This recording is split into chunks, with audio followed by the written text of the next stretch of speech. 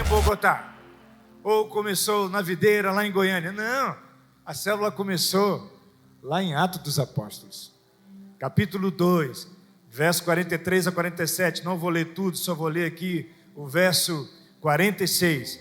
Diariamente perseveravam unânimes no templo, partiam pão de casa em casa e tomavam as suas refeições com alegria e singeleza de coração. 47. Louvando a Deus e contando com a simpatia de todo o povo. Enquanto isso, acrescentava-lhe o Senhor dia a dia o que ia sendo salvos. Um pouquinho antes, a gente viu o que aconteceu. Pedro ministrou um sermão maravilhoso, onde quase 3.000 pessoas foram batizadas. Quem pode dizer glória a Deus? Irmãos, hoje, pastores, você que está aqui, discipulador que está aqui, se hoje fizéssemos um evento aqui na Praça de Xerém e 3.000 pessoas se convertessem para a sua igreja, o que você faria? E aí, Alexandre? 3.000 pessoas, você que está pertinho aqui. 3.000 pessoas. A sua igreja tem estrutura hoje para suportar 3.000 pessoas? Aí você vai dizer, não tem. Mas deixa eu te falar, por que não tem? Porque a gente está fora da visão. Porque você pensa que estrutura é prédio. Irmãos, o que aquele povo fez? 3.000 pessoas, o que nós vamos fazer? O que nós vamos fazer? Vamos cuidar. Vamos cuidar onde? De casa em casa. E o que eles fizeram? Foram para as casas, e nas casas eles cearam, partiram o pão, nas casas eles se alimentaram, mas nas casas eles também falavam da palavra de Deus. E quando que possível, eles iam para o templo. Mas templo não é igual ao templo de hoje. O templo era muito diferente de agora. O templo não é esse templo que nós temos hoje, que são os prédios que as pessoas vêm, tem aqui, cabe 1.000 e poucas pessoas. Não, o templo era aquele lá de Jerusalém, e que depois veio abaixo. E aí esse povo começa a gerar líder, irmãos. E a gente vê no Velho Testamento, no Novo Testamento, perdoe, as pessoas levantando líderes. Apóstolo Paulo levantou líderes. Então não tem como a gente continuar, como foi dito aqui para outra geração, se nós não tivermos líderes. E os líderes estão aqui entre nós. Quem pode dizer glória a Deus? Quem aqui não é líder de célula, fique de pé um pouquinho, só para eu ver. Quem ainda não é líder de célula, você não é líder, por enquanto. Por enquanto, você ainda não é líder. Pensei até que tinha mais. Mas aí tem um grande número. Mas deixa eu te falar, você está saindo daqui e vai sair daqui líder. Porque o Senhor te trouxe aqui por isso. Porque você foi escolhido desde o ventre da sua mãe para ser um líder. E Deus vai te abençoar poderosamente. Pode se sentar. Nós temos lá em Romanos, que já foi lido aqui anteriormente pelos nossos pastores, que Áquila e Priscila tinham uma igreja na casa deles. Nós vemos que eles foram cooperadores de Paulo, mas tinha uma igreja. Que igreja era essa? Uma igreja como essa? Claro que não, era uma célula. Uma célula na casa deles. Um grupo de irmãos na casa deles, porque as casas não eram tão grandes como hoje. Estava lá. Aí se você for para Filemão, você vai ver que Arquipo também tinha uma igreja na casa dele. Então tem muitos líderes que foram levantados lá no início, para que hoje a gente possa levantar muitos líderes na casa de Deus. Então essa equipe de uma célula, ela começa com o líder. O líder é o número 1, irmãos, na visão da célula. Ele é peça-chave. Ele é peça-chave. Porque se nós não tivermos líder, nós não temos célula.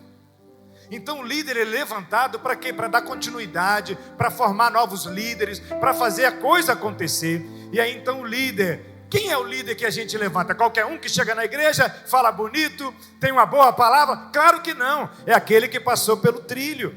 É aquele que um dia chegou na igreja e ele se tornou um crente, foi batizado, foi um encontro, participou do curso de maturidade, participou do CTL, se tornou um líder em treinamento e foi levantado no dia da multiplicação como um líder de célula. Você pode dar um glória a Deus por isso? Agora não sei, irmãos, com vocês, mas eu sinto uma dificuldade muito grande há algum tempo. Por quê? Porque o líder, ele precisa gerar outro líder. O líder precisa gerar outro líder. Põe a mão no ombro do irmão, da irmã e fala isso para ele. O líder precisa gerar outro líder. E aí, então, o que o líder tem que fazer? Ele tem que ter olhos. Ele precisa abrir os olhos. Ele precisa buscar a Deus para ele poder gerar outro líder. E gerar segundo o quê? A mesma espécie. Do jeito que ele é. E aí ele precisa ser, a primeira coisa que o líder precisa ser, cheio do Espírito Santo. Diga comigo, líder tem que ser cheio do Espírito Santo. Líder cheio do Espírito Santo tem medo de demônio, irmão? Líder cheio do Espírito Santo, ora. Líder cheio do Espírito Santo, leia a Bíblia. Então pergunta a pessoa que está ao teu lado aí, qual é o capítulo que você está lendo da Bíblia atualmente? Pergunta para ele aí. Porque você está lendo um livro, mas que capítulo? Qual é o capítulo que você está lendo? Porque líder tem que ler Bíblia. E a pessoa cheia do Espírito Santo, ele vai manifestar alegria, vai manifestar intensidade, profundidade e amor pela obra de Deus. E quem é que dá isso? O poder do Espírito Santo. O poder do Espírito Santo. E aí esse líder, irmãos, ele precisa ser submisso. A segunda coisa. Ele precisa ser submisso. E submissão não é esperar acontecer. Não, ele é novinho agora, ele está começando a liderança. Lá na frente ele vai ser submisso. Não, submissão é agora. Submissão é agora. E essa questão de submissão, o pastor Ricardo falou muito bem aqui. Nós precisamos melhorar isso no nosso discipulado e fazer com que aconteça. Porque a submissão, irmão, vai gerar para a nossa célula, células saudáveis. A célula que vai aprender, que vai avançar e que vai submeter, essa célula tem grande momento, uma grande facilidade de se tornar um sucesso. Por quê? Porque o líder reconhece a autoridade e o líder, então, ele é um submisso. Pergunta a pessoa que está ao teu lado, você é um crente submisso? É difícil, irmãos. Submissão não é fácil. Submissão não é fácil. Ainda bem que eu nasci homem, porque no casamento a mulher ser submissa ao marido não é fácil. Mas nós também somos submissos ao Senhor Jesus. E nós temos líderes sobre nós. Nós temos, você vê, o pastor Ricardo queria que eu trouxesse aqui 70 pessoas, não consegui. Mas eu me esforcei. Eu falei, investi. Por quê? Porque nós temos que fazer a nossa parte. Agora eu não posso obrigar, infelizmente muitas pessoas, a gente fala, não tenho, não posso. Você vê, o nosso calendário, lá na nossa igreja, a gente acompanha o calendário da Vinha, já foi feito, e essa atividade que está aqui no calendário da Vinha, desde o ano passado. Sim ou não, irmã? E aí a pessoa vem agora depois de 2, 3 meses, não, porque tem um compromisso na família, mas e o compromisso que já está marcado desde o ano passado? Falta o quê? Submissão. Falta ter esse entendimento. O líder precisa ter um coração ensinável.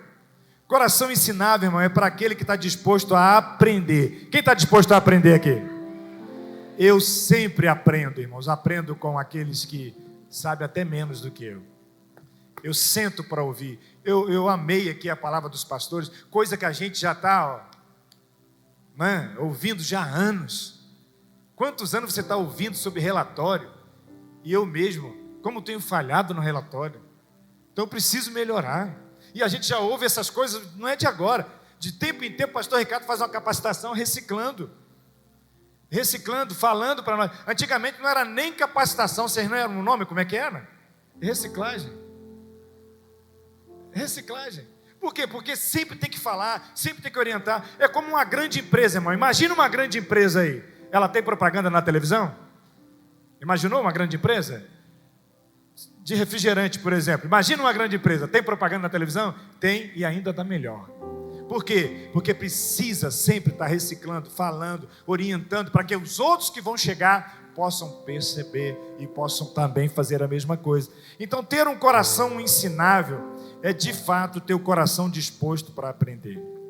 E aí vai fazer o quê? Vai trazer as marcas de Cristo, vai fazer com que seja um líder aberto a aprender. Com quem? Com o pastor, ou seja, comigo, com os pastores. Se imagina, se a pessoa não quer aprender com o pastor da igreja, vai aprender com quem, irmãos? Vai para a internet.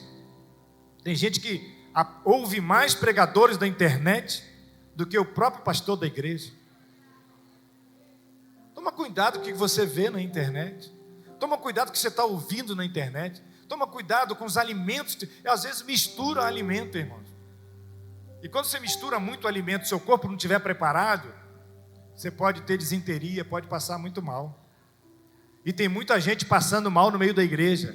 Não se submete, não avança, está paralisado. Por quê? Porque não tem um coração ensinado. Dá uma sacudida nessa pessoa que está lá e fala: você precisa ter o coração ensinável.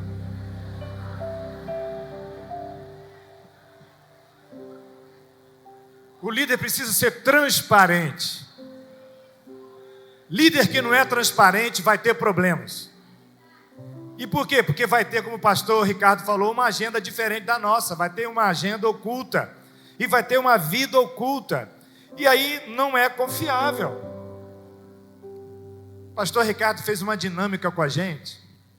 Na última reunião que a gente fez, lá um grupo de pastores, não estavam todos. Eu achei super interessante.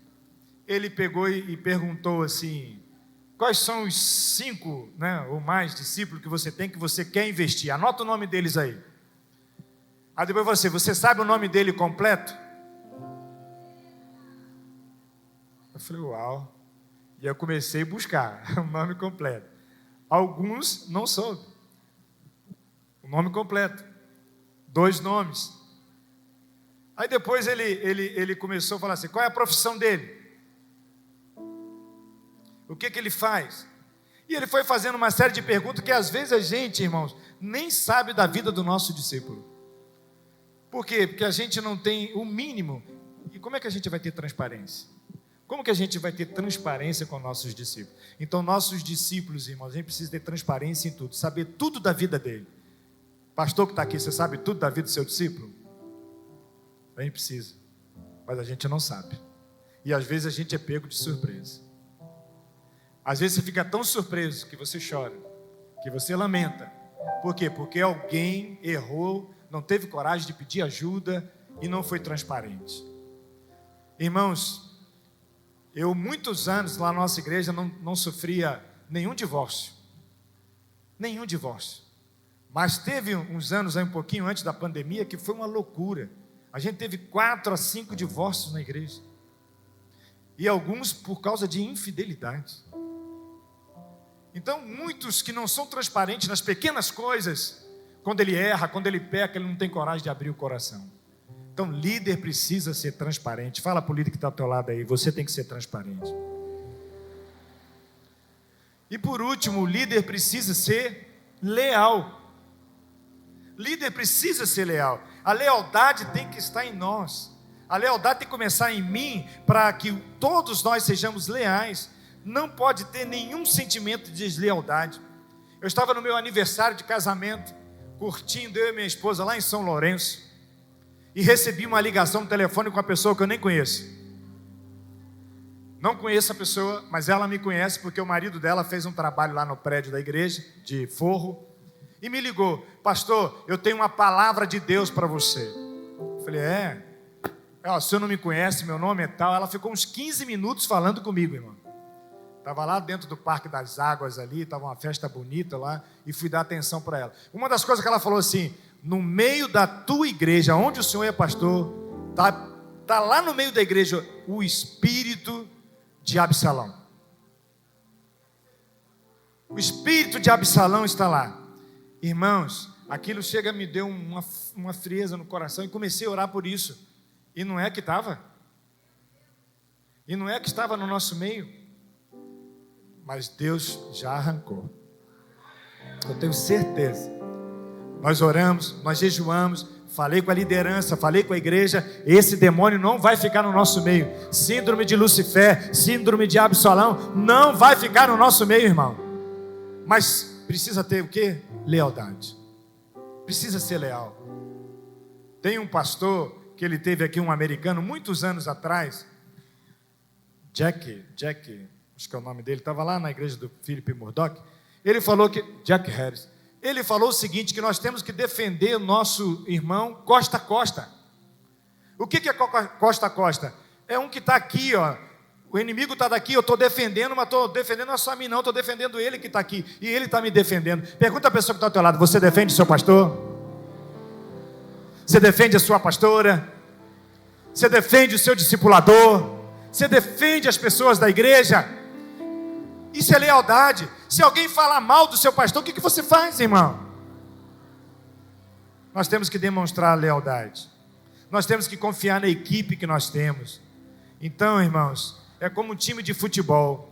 Num time de futebol, está o exemplo aí na apostila, o goleiro está ali e fica tranquilo, por quê? Porque ele tem um time que vai impedir que o outro ataque vai fazer gol nele. A defesa, o meio-campo, o ataque, todos jogam juntos. Você viu agora aí o Flamengo 6-0 no time? Mas um jogo anterior o Flamengo perdeu 2-1. Por quê? Porque falhou, a equipe falhou. Então, irmãos, a equipe não pode falhar. Fala para o irmão que está do lado, a equipe não pode falhar. E aí o líder de célula, ele precisa levantar o líder em treinamento. Cadê o líder de célula? Está aqui, levanta a mão assim. Você tem líder em treinamento? Seu líder em treinamento está aqui com você? Está aqui com você o líder em treinamento? Levanta aí o líder e o líder em treinamento junto aí, vai lá. Dê um aplauso a esse líder, irmão. Olha aí quantos líderes e líderes em treinamento. Obrigado, pode sentar. Os mesmos parâmetros para o líder em treinamento é o do líder de célula. Só que o líder em treinamento, irmãos, eu já vi uma coisa, né? Que o relógio corre aqui mesmo, né, irmão? O líder em treinamento, o que acontece com ele? Se você chegar logo de imediato, a pessoa está fresquinho na célula, e você falar, você é um líder em treinamento, ele treme na base. Então você tem que conquistar ele para você. O líder de célula tem que conquistar, tem que levá-lo para treinar, fazer uma visita, colocar para ele fazer as partes da célula, e aí então você vai ganhando o coração. E quando você sentar e falar que ele é um líder em treinamento, ele já fez tudo o que ele tinha que fazer. Lembra de Mário Vegas? Mário Vegas falou que quando não tem ninguém, você tem que pegar o menos bêbado. Você tem que pegar aquela pessoa que você acha, opa, isso aqui é o que vai, e trabalhar com ele, chamar ele para perto. E aí o líder em treinamento vai dar continuidade à célula, a multiplicação da célula. Nossas células, irmãos, precisam do DNA, e esse DNA é passado.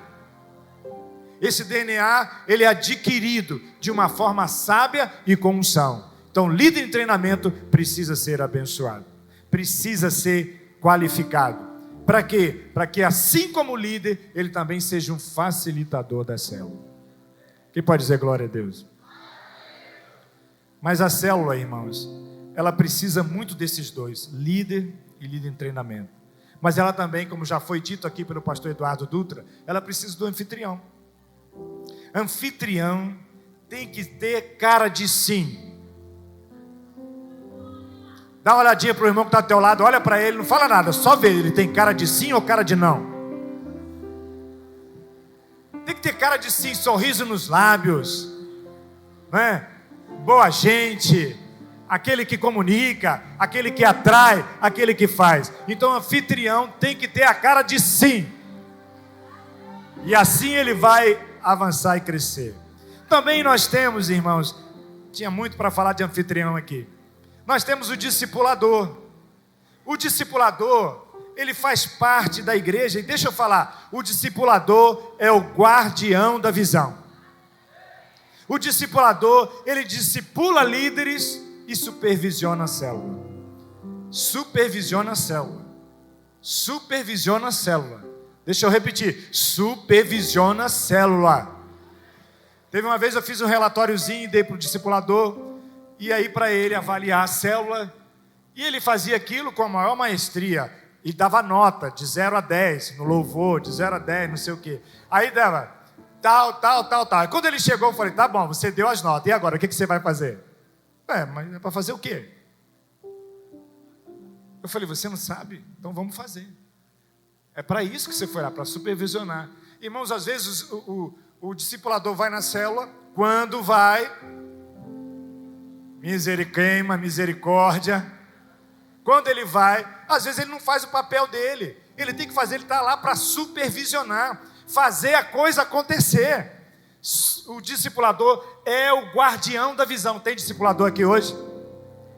Você está ouvindo? Você é um guardião da visão, você tem que fazer a coisa acontecer. E Deus vai te usar para isso. E por último, é o pastor de rede. Que o pastor de rede é aquele que passou por todo o processo e se tornou um pastor de um grupo de célula, de uma rede de célula, e que é um grande homem de Deus e que vai fazer diferença na vida da igreja. Tem algum pastor aqui assim? Que é um pastor auxiliar na igreja e que tem muitas redes caminhando debaixo dele? Tem alguém aqui assim, pastor? A gente precisa levantar novos pastores. E eu fecho aqui a minha palavra com isso, irmãos. Eu estou com 61 anos, vou fazer 62. E Deus está me incomodando muito que eu preciso levantar pastores. Mas não tem como levantar pastores se eu não levantar líderes. Não tem como levantar pastores se não levantar discipuladores. Não tem como levantar pastores se realmente não tiver a visão funcionando. E lá eu estou com uma lacuna muito grande. E eu fiz agora uma mudança muito grande lá no prédio da nossa igreja. Para quê? Para que a gente possa levantar novos pastores. Então, a tua função aqui como discipulador, como líder, é gerar um da sua espécie. Fica de pé um pouquinho, onde você está. Coloca a mão no ombro do irmão, da irmã que está ao teu lado. E abençoe esse irmão. Ministra para ele assim, ó, nós vamos crescer. Sua célula vai gerar líderes. Sua célula vai gerar líderes em treinamento. Sua célula vai gerar novos líderes. E com isso vai ter novos pastores. Vamos ter novos discipuladores. E teremos um crescimento extraordinário. Mas se nós fizermos o que a Bíblia diz para nós fazermos, seja exatamente assim, irmão, em nome de Jesus. Deus te abençoe.